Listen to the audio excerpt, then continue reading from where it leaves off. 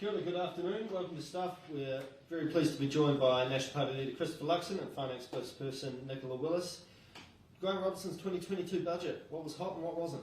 Well, look, I mean, it was quite something, wasn't it? I mean, what we saw there was a budget that's fundamentally taking New Zealanders backwards. You know, Kiwi households are going backwards, the books are going backwards big time, and certainly the outcomes are going backwards. We thought about what we could call it. We thought about whether it's actually the big blowout budget. We thought about whether it's the Band-Aid budget, but we called it the backwards budget because fundamentally he's not really addressing the major issue in New Zealand, which is this cost of living crisis. So, obviously one of the big centrepiece was this $350 per person, earning less than $70,000 for 3 months at this point.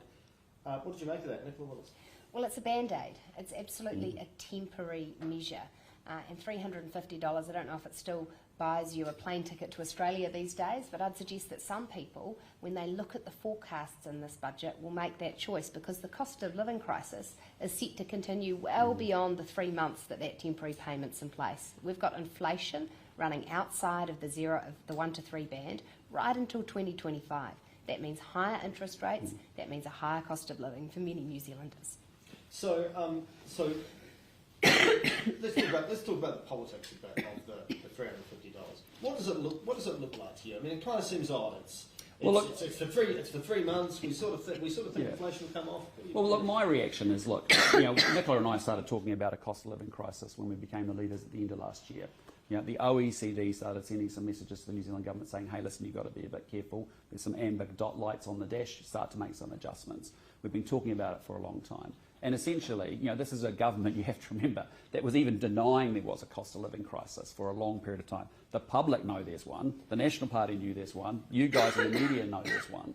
And it wasn't, and so it looked like it's just been made up on the hoof. And it's a bit like for us, you know, when we saw the cost of living crisis and really the Prime Minister finally acknowledged it. Very quickly, within a week, we saw, you know, excise duty come off. We saw, you know, public transport subsidies come in. It's the same thing here. We saw it on Law and Order. Government soft on crime. All of a sudden, out of nowhere, comes a $500 million package. So it's been made up on the fly, and it just looked very tactical. At the end of the day, it's a Band-Aid on what is a major wound, and we've got, you know, you're going to $350 for 3 months. Inflation, as Nicola just said, you know, we're not going to have inflation back under 3% until 2025. Do you think We've got growth slowing down to 1% over the course of this period of time. We've got interest rates going up dramatically. So, you know, this is not a serious, substantive, strategic proposal. The better proposal, and we weren't, you know, in the spirit of proposing ideas, was very simple. Just take the current tax system, a progressive tax system as it is, lift those tax thresholds by the amount of inflation up 12%, and we deliver $1,600 to the average Kiwi household. So, from memory, the cost of that would be about $2.9 billion, based on what you saw today. 1.7. Sorry, 1.7. My apologies. Just getting my numbers mixed up. Based on that, what would you take out of today's budget in order to make that fit? Well, can I just? I'll let Nicola answer, but before she does, can I just say one thing? You know, and I think it's important New Zealanders understand this. The government is spending $127 billion on government spending. That's up $51 billion over what was spent in 2017. Grant Robertson said that he'd spend $6 billion in this budget spend up. But when you go through the detail of this budget, there's about $2.5 billion that's coming out of next year's budget, 23, and the following one in 24. And you've really got now $8.5 billion. Plus the cost of living payment, which is the 3-month Band-Aid to deal with the cost of living crisis. That's not included, as are some climate things. There's another $1 billion sitting in there. So people have to understand we are spending an inordinate amount of cash here. And not only that, the surplus gets pushed out to 25. But the bigger issue that most New Zealanders are going to be concerned about is debt has tripled to over $170 billion. And that has to be repaid. And the interest bill that comes with that will be very significant and very sizable. So that's the context that I want people to understand, because in that context, then you can look at all the tactical ideas, but a lot of it, as Nicola said, is just Band-Aids over some major wounds. Yeah, and when you look at that cost of the $1.7 billion, you have to say, of course you could fund that when you're prepared to spend $9 billion in this budget. Yeah. Because we look across the government and we see poor prioritisation. So what I'd give you the example is the $650 million that has been allocated for corporate ribbon cuttings to help businesses cut their emissions. Or I'd put you to the example of the tens of millions of dollars that have been allocated to develop new strategies and plans for climate change. Or even within the money that's been allocated for police, 200 million allocated for a new firearm register for people who are law-abiding. Well, why not just put in place firearm prohibition orders to allow the police to go after the gangs and the guns that are really causing the problem? So you're saying there's plenty of fat there and you don't need to look too hard to trim? No, absolutely not. I mean, if you look at this government spend on the core public service, that's backroom bureaucrats, they've been letting that wage bill go up 11.5% per year. For contrast, under National, that was about 3.5%, just that personnel cost for the core public service. We'd have that bill coming down. That would save hundreds of millions of dollars. We'd rather see that money in people's back pockets than in an enlarged public service. Just to go back to some of the ETS, some of the those climate costs, because they come from the ETS money. Which is a tax payment. It's put into a fund. I mean, are you saying that you'd let that money sort of go out into general revenue for other uses, or would you keep it for climate related spending? What I'm highlighting is that they're an example of this government's poor prioritisation. What I'm not going to do today is set out a line-by-line plan of what we're going to cut to get the 1.7 billion. What I will commit is that next year we will present a fully costed fiscal plan that will include income tax reduction. And that's because there's an important principle here. This government has increased its spending significantly, and this budget, Grant Robertson blows it out. Not only does he spend the allowance he set for himself, the biggest ever, but he raids future budgets as well. That can't continue. We can't continue to have budgets that are out of balance, that run the country into more deficit, more debt, and have New Zealand households slipping backwards. I think it's interesting. You know, there is a simple mantra in this government and a unique ability. They're doing more spending, they're adding more bureaucrats, and they get worse outcomes. You only have to pick immigration. We spent $139 million. We've added 50% more to the back office of people, corrections, and then you end up actually having worse rehabilitation outcomes with prisoners. Think about immigration. We spent $500 million. We've added a whole heap of 500 more people, and we've actually got slower visa processing time. So there's lots of examples across this government where there isn't the interrogation of what we're actually already spending, let alone the new spending that's coming. I'd just like to touch quickly on the new health measures announced, because obviously it's a big part of the spending today. I think they're calling it resetting or rebasing the health system, getting rid of the deficits of the old DHBs to go into the new RNZ health system. What's your take on it, Chris? Well, look, I mean, our view's been very simple. Health is an area that you always want to be increasing your spend in. Under a national government, we will continue to have increases in spending on health and education because we believe they're really important public services. We want to make sure that they're well funded. But health is also one of those areas that you can never ever have enough money either.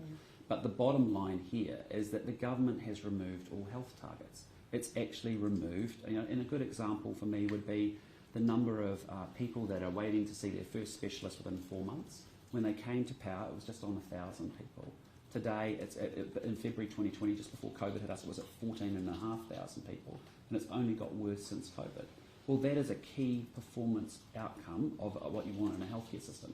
People should be able to go get assessed and see their first specialist within 4 months. Not an unreasonable outcome. And yet, there's no focus on outcomes. What you saw, and I've only had a cursory glance because we had an hour's lock-up from 1 o'clock to 2. We were in the Parliament straight away at 2, and then we've come straight out of Parliament to come and see you. But, the reality is there's just a lot of cost pressures in there. And a lot of it will actually be inflation because the government has created inflation. And so, again, the real worry is that we're going to go through massive restructuring, massive cost pressure increases, and not deliver improved outcomes. We'll build more spending, more bureaucracy, and get worse outcomes. Just on inflation quickly, who's the primary culprit for inflation? The Reserve Bank? Is it the global economy? Is it Grant Robertson? Well, my personal view, we need monetary tools, and the reality of this budget, when you look at it, is that the signal is very clear. The Reserve Bank is going to have to take interest rates up quite steadily and continually for some time because inflation isn't coming back to 3% to 2025. So we've got a lot of pain to go with interest rates. But a big part of it is the bit that you can control in government, because the Reserve Bank's independent, they've got to deliver against that. We personally would like them on a single mandate of financial stability. That's the biggest challenge that's facing New Zealand at the moment is inflation and cost of living.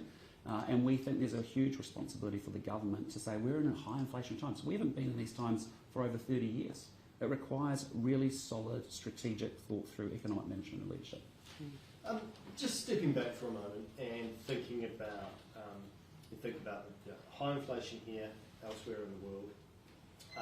Obviously, we've got severe supply constraints out of China. It still appears to be pursuing an elimination strategy with COVID, and we've got this really constrained economy that it looks like basically, particularly with unemployment going to come down to 3%, that the ability of New Zealand to grow is actually going to be quite it's going to be quite difficult. Where's the growth going to come from? So I guess what I'm asking, and I'd be keen for an answer from both of you, is this a budget that is suited to the times? Nicola, Willis, you first.